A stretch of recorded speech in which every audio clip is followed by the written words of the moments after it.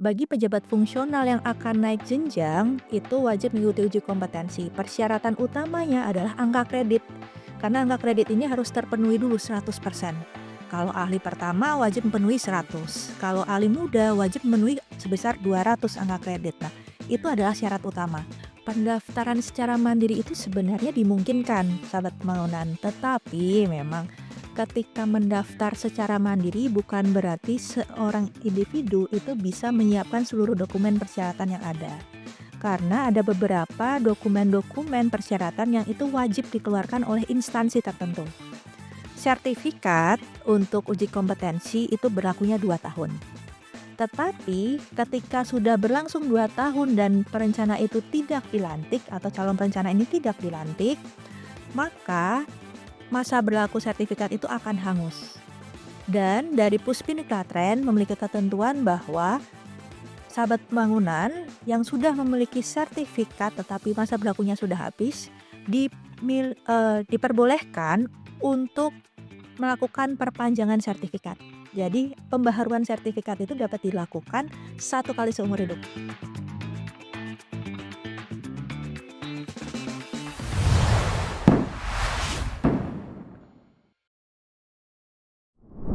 Halo sahabat pembangunan, kali ini bersama saya Amnar Mahathir Nasution dari Puspinlatren Bappenas yang akan membawakan Pusbinchat kali ini.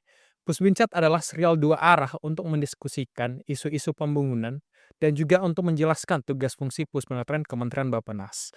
Untuk Pusbinchat kali ini dapat dilihat pada kanal YouTube kita, yaitu Puspinlatren Bappenas, dan dapat juga mengikuti media sosial kita pada Instagram Puspinlatren dan website kita juga pada puspinlatren.bappenas.go.id. Baik sahabat pembangunan, kali ini kita akan membahas tentang tema yang ditunggu-tunggu nih, yaitu pendaftaran dan pelaksanaan uji kompetensi jabatan fungsional perencana. Di sini kami sudah hadirkan langsung Mbak Kristi sebagai penanggung jawab ujian kompetensi khususnya pada JF Perencana. Mungkin boleh dipersilahkan untuk perkenalan diri dong, Mbak. Baik, terima kasih Amnar. Baik, halo sahabat pembangunan, perkenalkan saya Kristi. Mungkin rekan-rekan sekalian sudah sering mengenal kami juga di Puspidiklatren, terutama saya di sini terkait dengan pelaksanaan uji kompetensi. Perkenalkan saya Kristi, dari Pokja Pengembangan dan Pembinaan Jabatan Fungsional Perencana yang itu salah satu tusinya adalah sebagai pelaksana uji kompetensi jabatan fungsional perencana. Ya. Oke, baik. Oh iya, Mbak, kita kan sebagai termasuk saya nih, sebagai orang baru di Pusmelotren, kadang itu agak bertanya-tanya nih, apa sih tentang, ujian kompetensi perencana itu bagaimana sih? Boleh dijelaskan, Mbak? Ya, jadi uji kompetensi jabatan fungsional perencana ini adalah sebuah mekanisme ya, sebuah mekanisme untuk seorang pejabat fungsional ataupun pejabat fungsional yang itu akan dilantik ke dalam jabatan fungsional tertentu. Nah, di sini kenapa ada kata perencana? Karena Kementerian PPN Bappenas itu sebagai instansi pembinanya dari jabatan fungsional perencana. Nah, itu memang ada aturan khususnya tersendiri ya. Nah, jadi mekanisme uji kompetensi ini adalah mekanisme yang dilakukan oleh Puspidiklatren untuk mengukur apakah yang akan dilantik itu sesuai dengan standar kompetensi yang ada di jabatan fungsional perencana itu atau tidak. Nah, jadi itu adalah mekanisme ujiannya sebenarnya. Kalau kita bayangkan sebenarnya mekanismenya mirip ketika kita akan mendaftar menjadi CPNS. Mekanismenya itu kan ada ujian-ujian tertentu. Nah, sama seperti itu kalau CPNS kita itu ujiannya untuk menjadi PNS. Tetapi untuk uji kompetensi ini adalah ujiannya untuk menjadi pejabat fungsional. Nah, mungkin itu terkait dengan uji kompetensinya. Oke, apakah itu termasuk pada, sebenarnya kan dulu kan, tidak masif ya tentang penjelasan tentang, jabatan fungsional nih. Apakah ini termasuk tentang penyetaraan juga, Mbak? Ya betul. Jadi, terkait dengan penyetaraan, memang penyetaraan ini adalah kebijakan khusus. Kebijakan khusus yang diterapkan sewaktu itu di akhir tahun 2023, di mana banyak sekali pejabat struktural yang itu memang menjadi pejabat fungsional, dalam kata lain agak dipaksakan. Sehingga ketika disetarakan itu, mereka menjadi seorang pejabat fungsional tanpa mekanisme uji kompetensi. Nah, tetapi kan seiring dengan berjalannya waktu, kepangkatan itu akan naik, jenjang itu akan naik. Nah, ketika akan naik jenjang, yang penyetaraan ini harus mengikuti uji kompetensi. Untuk syaratnya kenaikan jenjang ke jenjang yang setingkat lebih tinggi.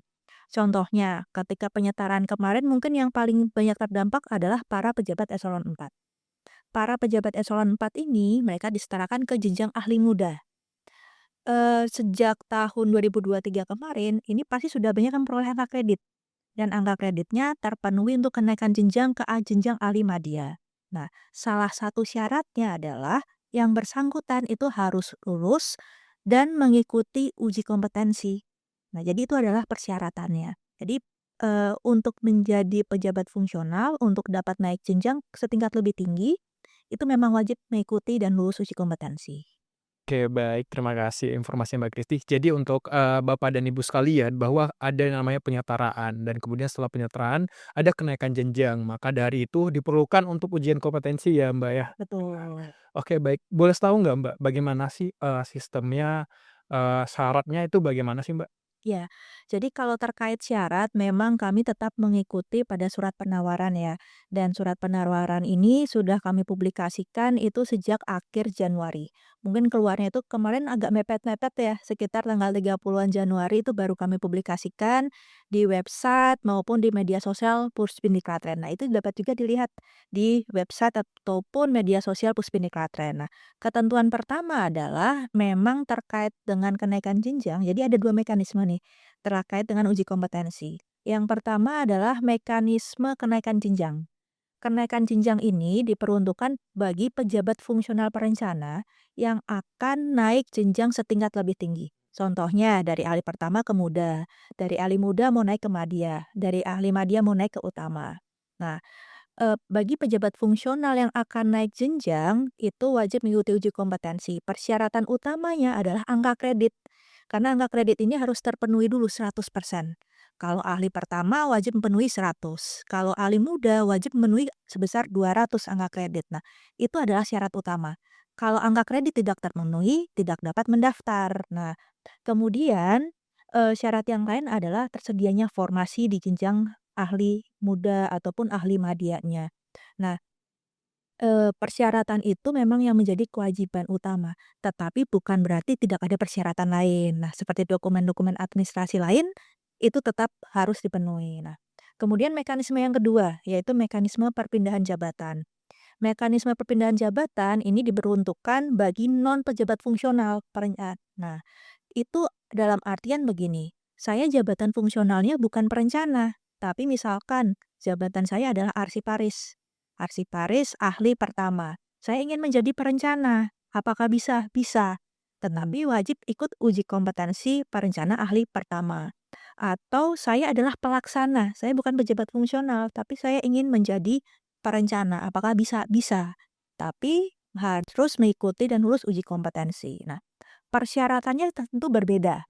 Kalau kenaikan wajib PAK, tetapi kalau perpindahan jabatan, yang diwajibkan adalah pengalaman 2 tahun di bidang perencanaan pembangunan.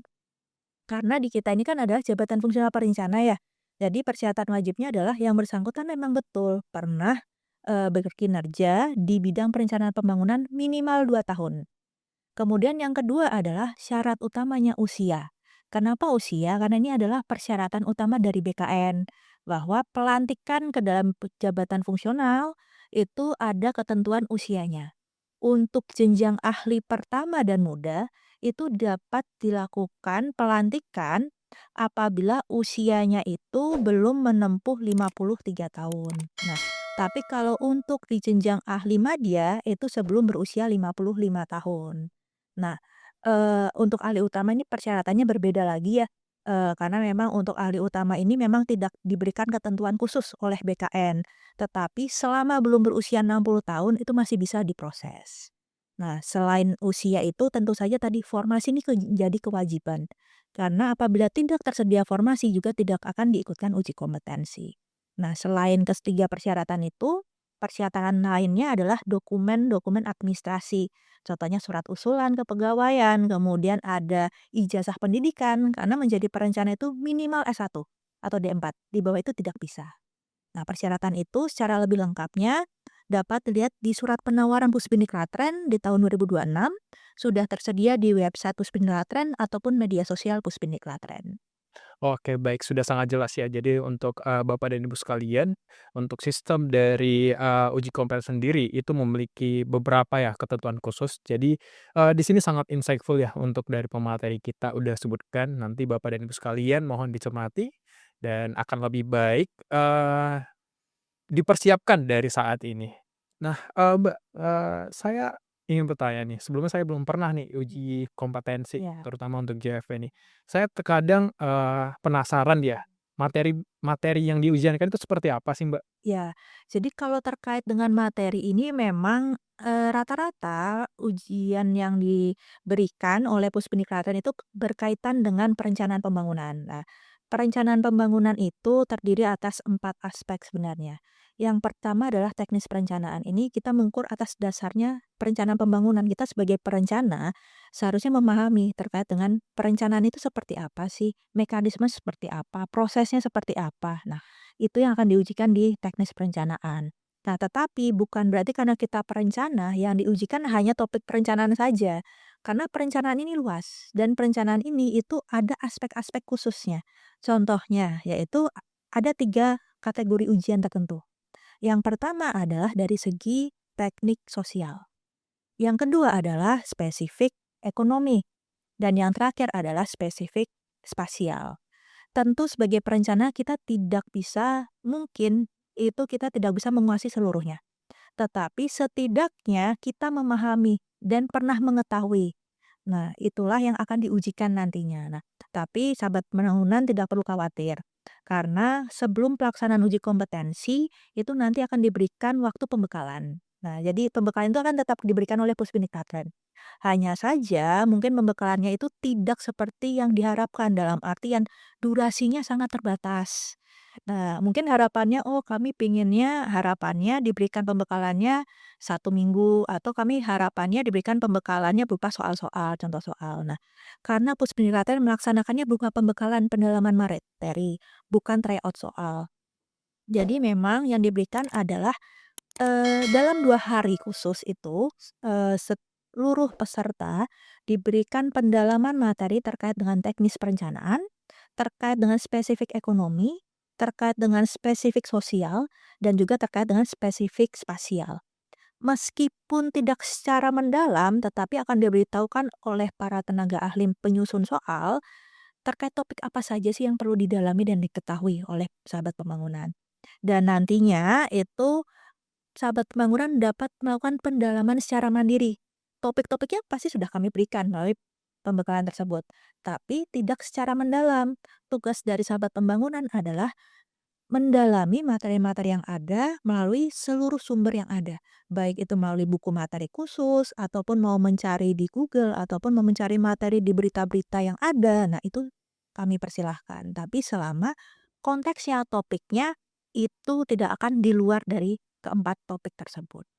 Oke, baik. Jadi Bapak dan Ibu sekalian, jangan khawatir nanti bakal ada pembekalan secara, general ya, tentang spasial, ekonomi, dan juga sosial ya, Mbak, ya, Iya, benar ya? betul. Oke, baik. Nah, tadi kan Mbak, disebutkan bahwa ada yang namanya surat penawaran ya kepada Betul. instansi. Saya ingin bertanya nih, apakah saya bisa mendaftar secara mandiri? Oke. Pendaftaran secara mandiri itu sebenarnya dimungkinkan, sahabat pembangunan. Tetapi memang ketika mendaftar secara mandiri bukan berarti seorang individu itu bisa menyiapkan seluruh dokumen persyaratan yang ada. Karena ada beberapa dokumen-dokumen persyaratan yang itu wajib dikeluarkan oleh instansi tertentu. Contohnya, ada surat usulan yang mengeluarkan adalah dari bagian atau biro kepegawaian. Nah, otomatis kalau kita mendaftar secara mandiri, untuk buat akunnya bisa. Untuk membuka akun, kemudian mengupload berkas-berkasnya bisa. Tetapi, secara individu ini kita harus meminta dokumen khusus sebagai pendukung dari instansi-instansi lain. Nah, selama itu terpenuhi, dipersilahkan saja mendaftar secara mandiri. Jadi tidak wajib harus kolektif yang membuatkan akun dari kepegawaiannya itu tidak. Jadi sahabat pembangunan bisa mendaftar secara mandiri, setidaknya membuat akunnya terlebih dahulu. Karena batas waktu kami, mungkin kami menginformasikan juga ya secara terlebih dahulu begitu bahwa pendaftaran uji kompetensi untuk pembuatan akunnya itu paling lambat di 30 September. Setelah 30 September, Sahabat Pembangunan sudah tidak lagi bisa lagi untuk mendaftar karena pendaftaran sudah kami tutup. Nah, tetapi untuk kelengkapan berkasnya untuk pelaksanaan uji kompetensi gelombang terakhir, itu masih bisa kami tunggu paling lambat di 9 Oktober. Nah, sebelum 9 Oktober pukul 23.59 waktu Indonesia bagian Barat, diharapkan Sahabat Pembangunan ini sudah mengupload seluruh berkas persyaratan. Jadinya, Sahabat Pembangunan untuk akunnya sudah terkunci di kami. Karena apabila lebih dari tanggal tersebut, misalkan 10 Oktober, akun sudah tertutup. Jadi sudah tidak bisa lagi mengupload berkas yang ada. Nah, mungkin itu untuk jadwal-jadwalnya dan dapat dilakukan secara mandiri. Tidak perlu bergantung pada kepegawaian untuk membuatkan akun atau menguploadkan berkas. Silakan saja selama seluruh dokumen yang menjadi persyaratan itu terpenuhi seluruhnya. Oke, baik. Jadi Bapak dan Ibu semua, untuk pendaftaran mandiri itu kita bisa mendaftarnya tuh secara mandiri dengan akunnya langsung ya, di website apa, Iya. Mbak? Di Di website website puspediklatren.bappenas.go.id nanti ada slashnya daftar.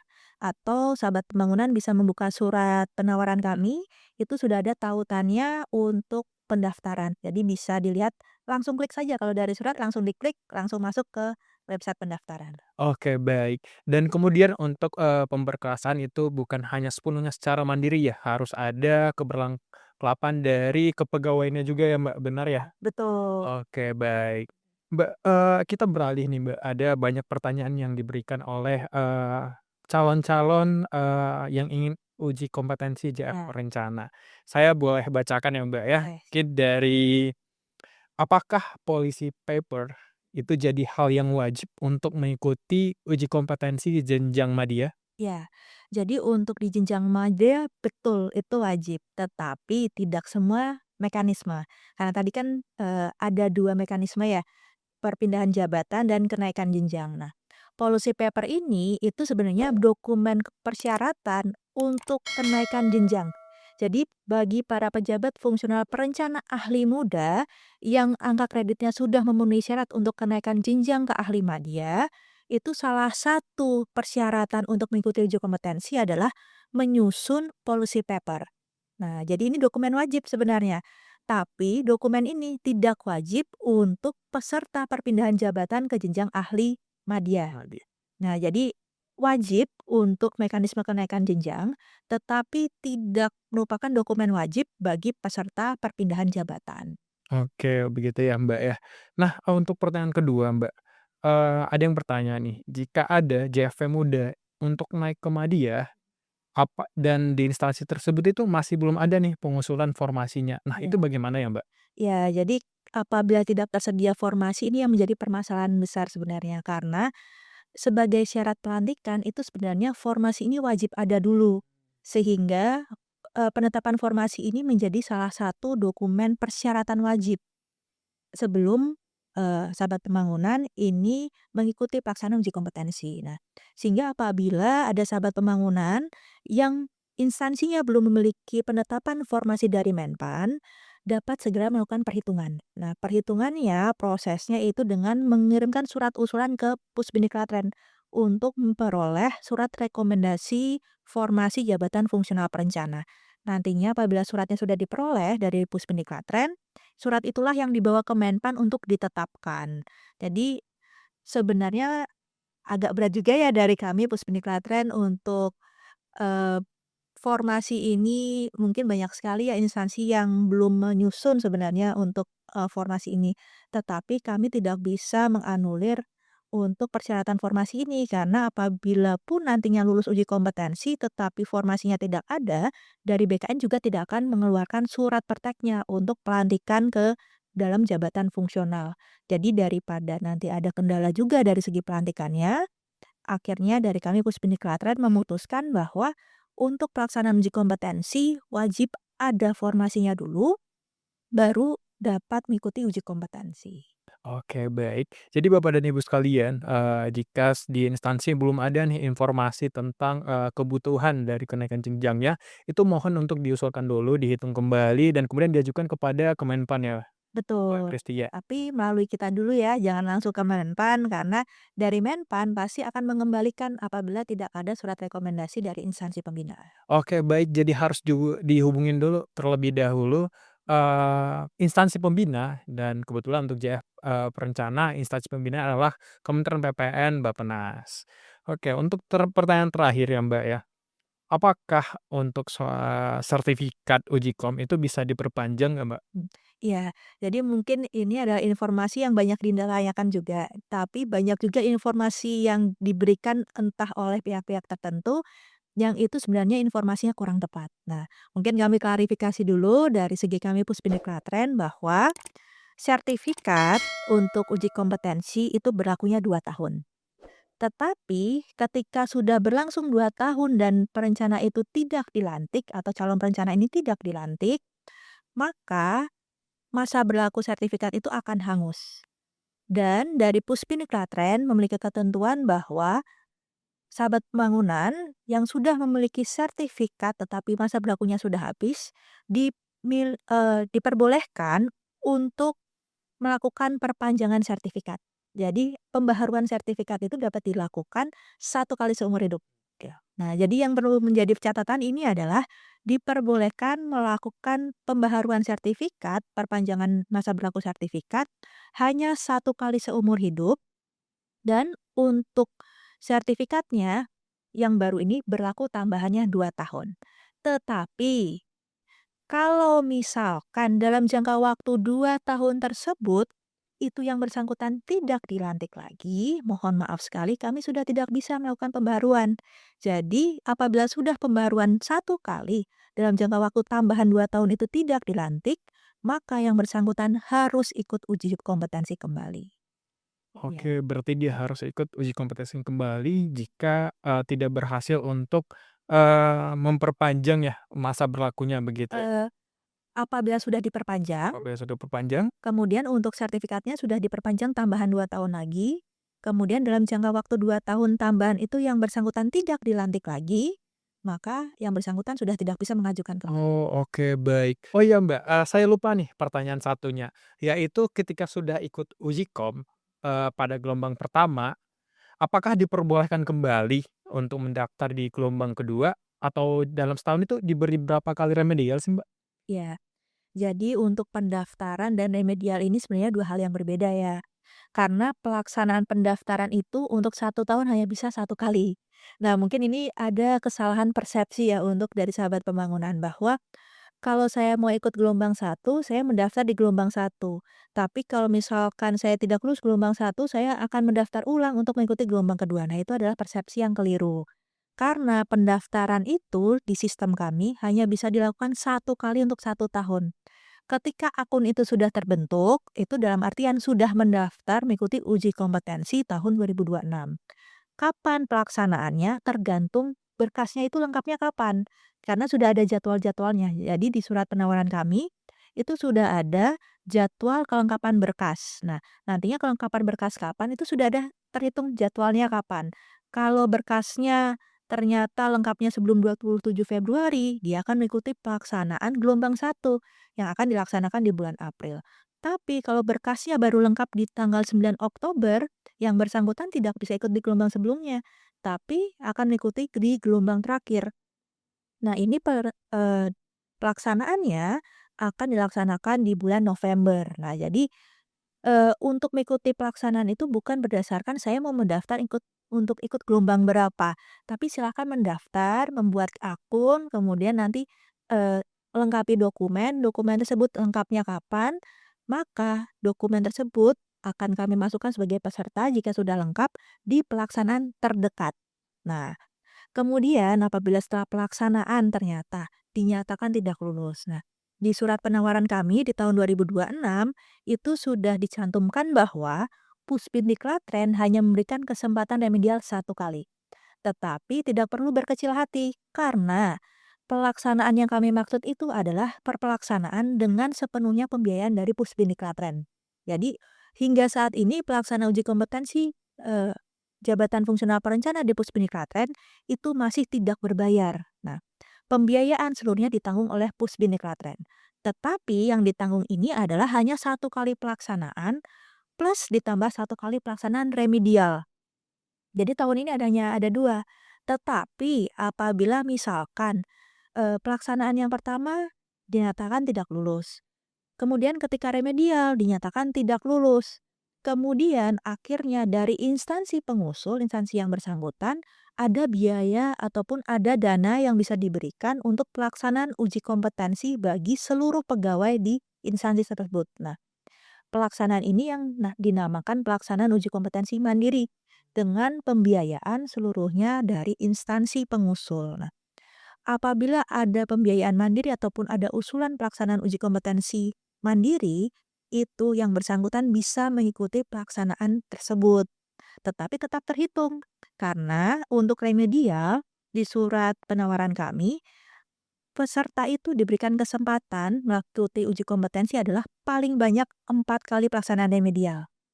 Ketika sudah 4 kali remedial dinyatakan tidak lulus, kan totalnya menjadi 5. 1 kali pelaksanaan pemanggilan plus 4 kali remedial. Apakah sebanyak 5 kali tersebut tidak dinyatakan tidak lulus, diberikan kesempatan terakhir melalui mekanisme portofolio. Tetapi ketika mekanisme portfolio pun tidak lulus, maka sudah tidak bisa lagi mendaftar uji kompetensi.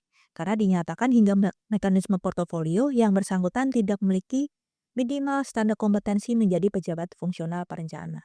Jadi ini kebijakan kita ya baru di tahun 2026 dan seluruh kebijakan ini sudah ada di dalam surat penawaran uji kompetensi jabatan fungsional perencana. Oke, baik. Berarti, nanti untuk Bapak dan Ibu sekalian, jika di ujian pertama tidak lulus, maka akan diberi 4 kali ujian remedial lagi ya, Mbak, ya. Dan Betul. kemudian jika tidak lulus juga Bapak dan Ibu sekalian, itu bakal ada kebijakan yang kita itu bakal mempresentasikan atau me-submit portofolio kita, benar ya, Mbak, ya.